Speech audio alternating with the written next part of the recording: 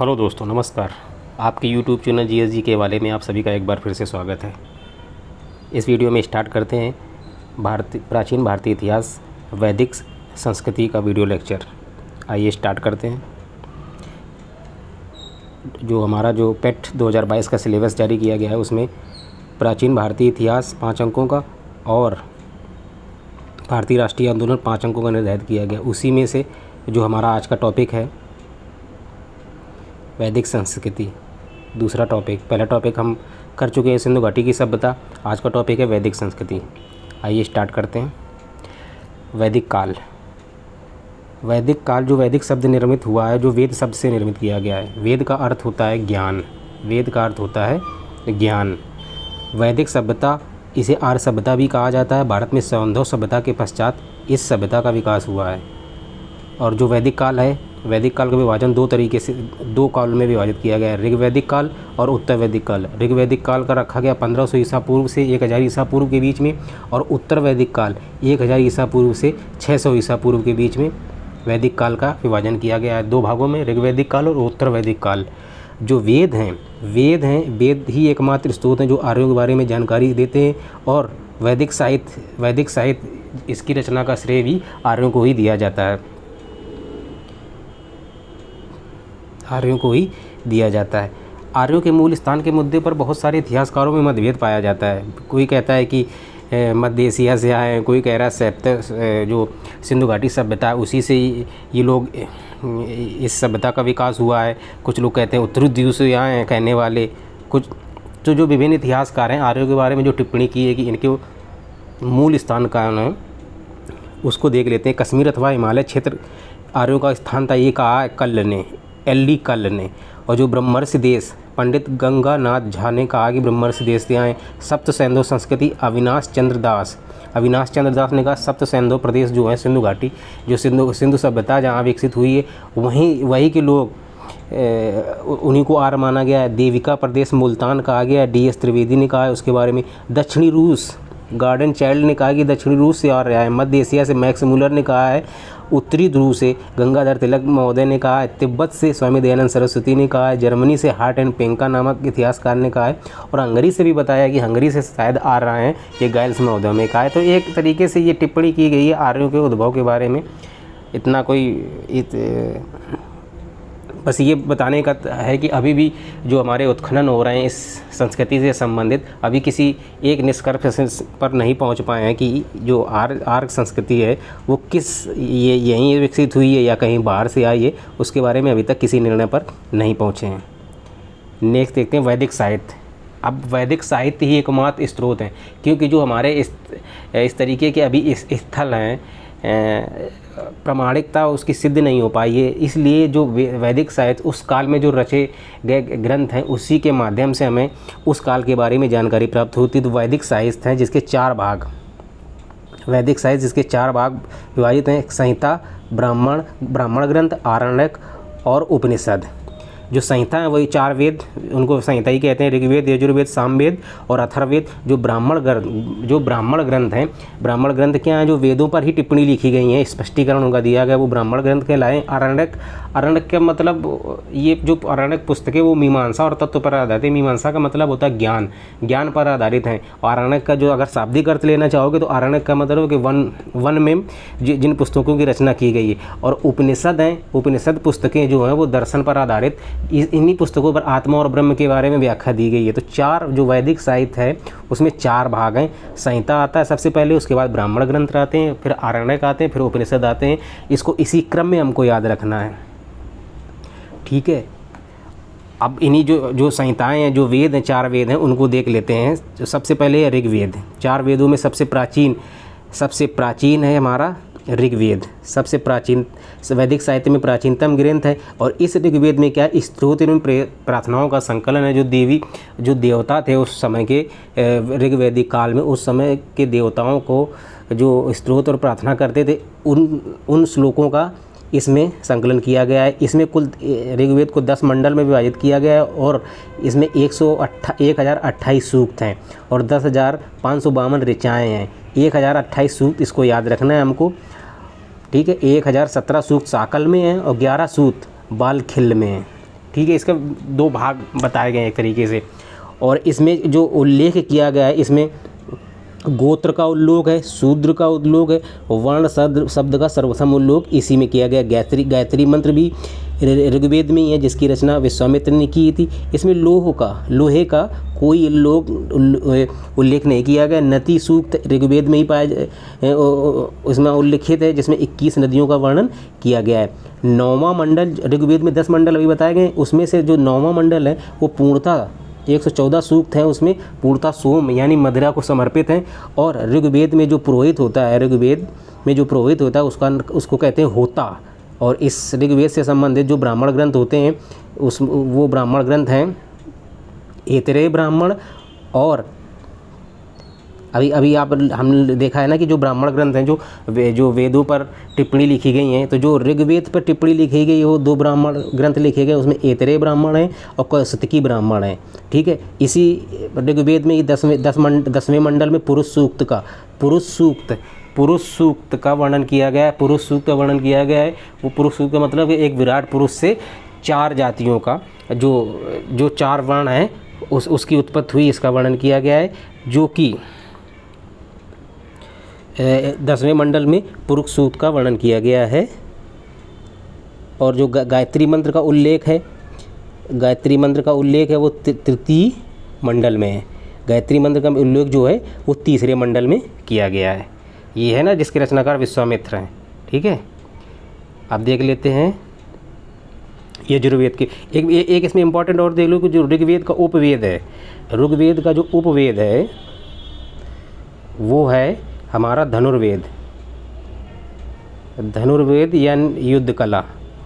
जो एक उपवेद भी है ऋग्वेद से संबंधित, जो उपवेद है वो धनुर्वेद है।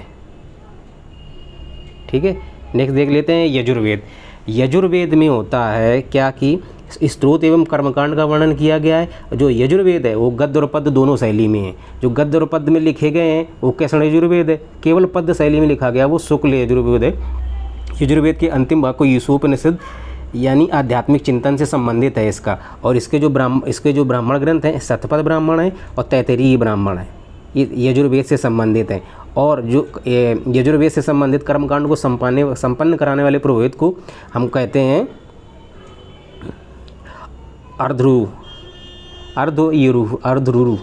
ठीक है, ये कर्मकांडों को संपन्न कराने वाले पुरोहित को करते हैं अर्धरुरु। नेक्स्ट देखते हैं सामवेद देखते हैं। सामवेद में है संगीत का गान। प्राचीन जो भारतीय संगीत है वो ऐसा माना जाता है कि सामवेद से ही वो उत्पन्न हुई है। इस यज्ञों के समय जो गाए वाले मंत्रों का संग्रह है इसमें। ठीक है, मंत्रों को गाने वाले पुरोहित को उद्गाता बोलते थे। इसमें कुल 1875 ऋचाएँ हैं। इसकी प्रमुख शाखाएँ कौथुमी, रामायणी और जैमिनी है इसकी प्रमुख शाखाएँ। इसके जो ब्राह्मण ग्रंथ हैं तांडव और पंचविश, जो सामवेद से संबंधित। इसमें सबसे इम्पोर्टेंट है ये संगीत से संबंधित जो वेद है वो है हमारा सामवेद।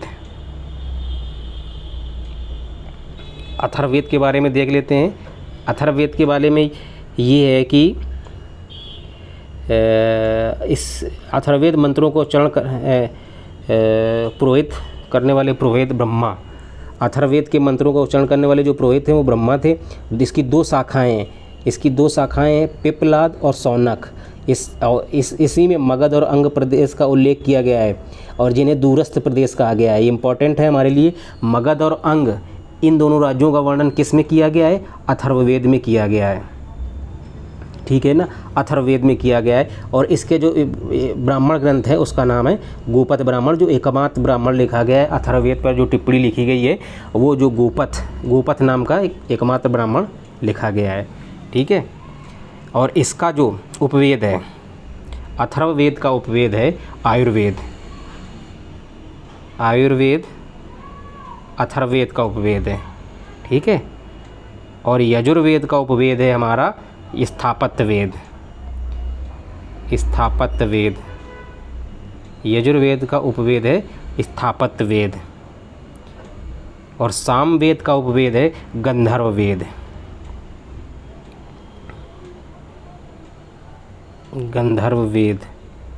उपवेद हमको याद रखने हैं, परीक्षाओं में पूछा जा चुका है। ठीक है। नेक्स्ट देखते हैं हम लोग,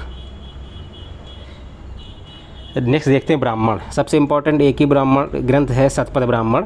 शतपथ ब्राह्मण हम देख लेते हैं इसके बारे में। ये शुक्ल यजुर्वेद, अब यजुर्वेद का ब्राह्मण है ना, यजुर्वेद का ब्राह्मण है शतपथ ब्राह्मण। जो यजुर्वेद में जो टिप्पणी लिखी गई है वो शतपथ ब्राह्मण है, उसमें से भी जिस शुक्ल यजुर्वेद का ये ब्राह्मण है।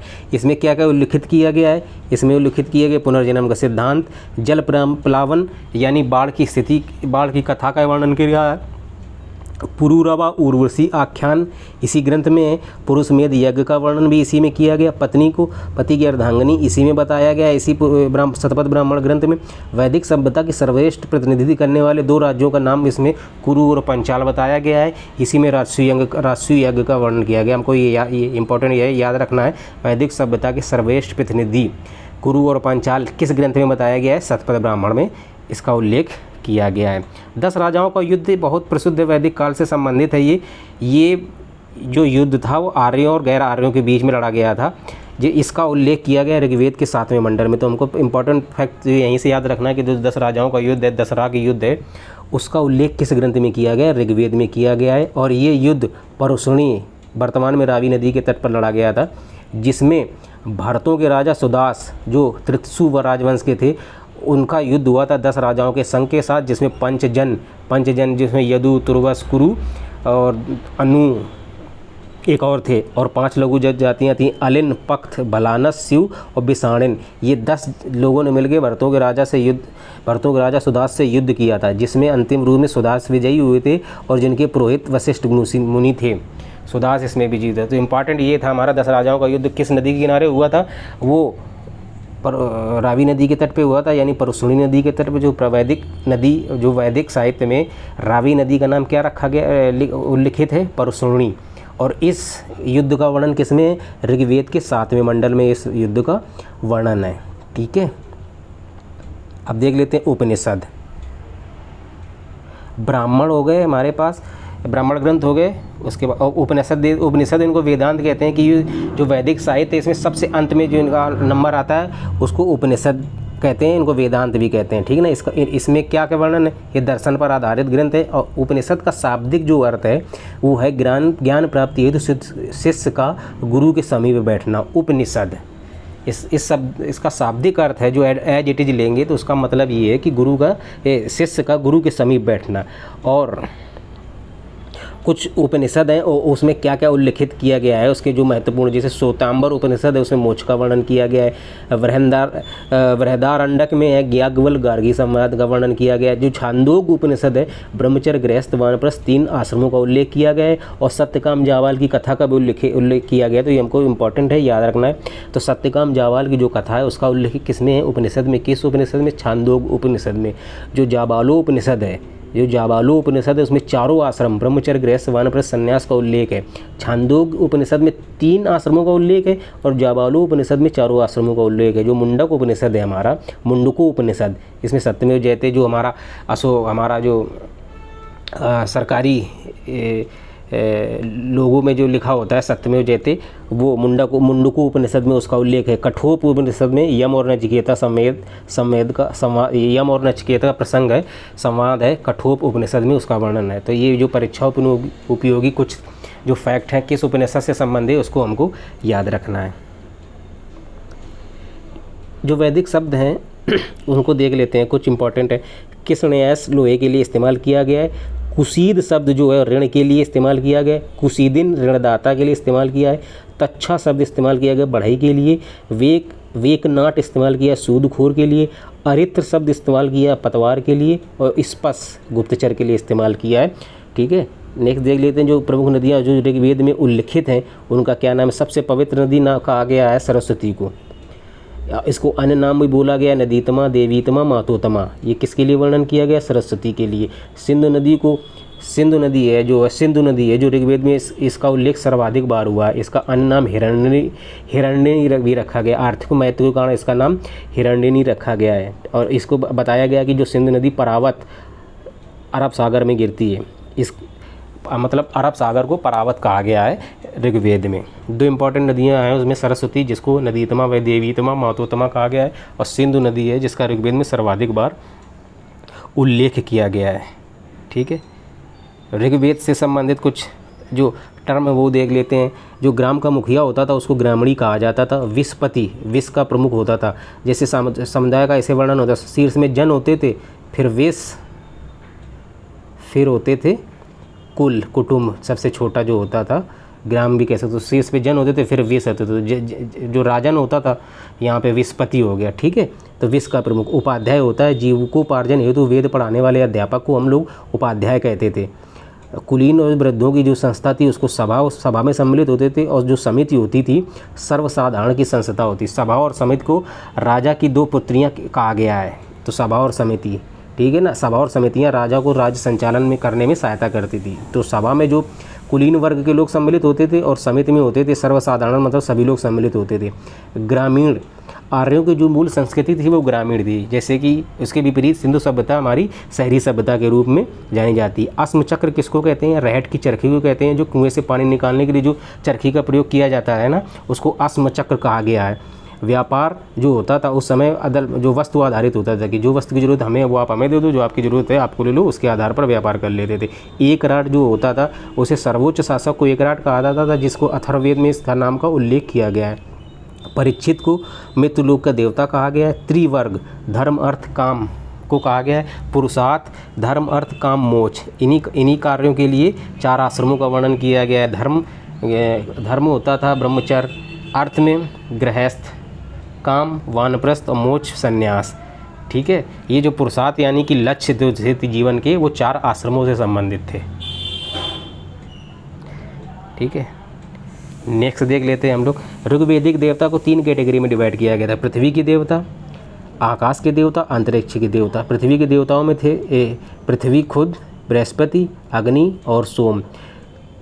तीसरे सर्वाधिक महत्वपूर्ण देवता हैं। ऋग्वेद के 9वें मंडल में सभी मंत्र इनको समर्पित हैं, सोम को। ये हमको याद रखना है कि ऋग्वेद का 9वां मंडल समर्पित है किसको? सोम को। दूसरे सबसे महत्वपूर्ण देवता हैं ऋग्वेद के 200 सूत्र समर्पित हैं। आकाश के देवताओं में सम्मिलित थे मित्र, वरुण, पूषण, अश्विन, सूर्य, विष्णु। ठीक है, वरुण थे, इनको समुद्र का देवता भी कहा जाता था। ऋत के नियामक थे, यानी नैतिक व्यवस्था के प्रवर्तक थे। ऋत का मतलब होता है नैतिक व्यवस्था के प्रवर्तक थे, इसलिए ऋतस्वगोपा भी इन्हीं को कहा जाता था। तो किस देवता को ऋतस्वगोपा कहा जाता था? वरुण को कहा जाता था। पूषण जो होता था, पूषण वनस्पतियों और औषधियों को देवता को कहा करता था। इनके रथ को बकरे खींचते थे, ऐसा वैदिक साहित्य में वर्णन है। अंतरिक्ष के देवताओं में जो महत्वपूर्ण थे इंद्र, रुद्र, आपह, वायु, वात और पर्जन्य, जिसमें सबसे महत्वपूर्ण थे इंद्र। इंद्र तो ऋग्वैदिक काल के सबसे महत्वपूर्ण ही देवता थे। 250 सूक्त उनको समर्पित थे। आर्यों के युद्ध देवता कहा जाता था। वर्षा के देवता कहा जाता था। पुरंदर भी इनको कहा जाता था। पुरंदर का मतलब होता था किलों को तोड़ने वाला, विश्व का स्वामी भी इन्हीं को कहा जाता था। विराट पुरुष से बताया गया है कि जो 4 वर्ण है उनका वर्णन किया गया। उससे भुजा से क्षत्रिय का उत्पत्ति हुई है। मुख से ब्राह्मण वर्ग की उत्पत्ति हुई है। जंघा से वैश्य की उत्पत्ति हुई है। पैर से शूद्र जाति की उत्पत्ति हुई है, ऐसा इसमें बताया गया है। जो वैदिक साहित्य में वेद त्रयी किसको कहा जाता है? ऋग्वेद, यजुर्वेद और सामवेद को वेद त्रयी कहा जाता है, जिसमें अथर्ववेद नहीं है। वेद त्रयी में अथर्ववेद नहीं सम्मिलित किया गया है। संहिता 4 वेदों को ही वेद संहिता या संहिता ऐसे बोल देते हैं। तो 4 वेदों को वेद संहिता ही कहा गया है। ठीक, जो 5 जन थे, जो 10 राजाओं को युद्ध करने वाले जो 5 जन थे, उसमें सम्मिलित थे कौन कौन? अनु, ध्रुव, पुरु, यदु और तुर्वस। ये 5 लोग सम्मिलित थे। ठीक है, जो वेदांग थे, वेदांग को समझने के लिए 6 चीज़ों की ज़रूरत होती थी, उन्हीं का वर्णन किया गया। शिक्षा, कल्प, व्याकरण, निरुक्त, छंद, ज्योतिष। वेदांग में सम्मिलित कौन कौन से हैं? वेदांग में 6 अंग हैं, शिक्षा, कल्प, व्याकरण, निरुक्त, छंद और ज्योतिष। ठीक है,